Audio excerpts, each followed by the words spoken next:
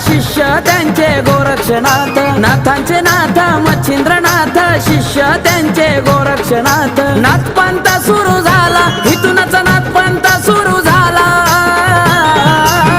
ये नाही आजवर कुणाला भ्याला, हा भगव्या बाण्यावाला. नाही आजवर कुणाला भ्याला, हा भगव्या बाण्यावाला. भगव्या बाण्यावाला, नाथ भगव्या बाण्यावाला.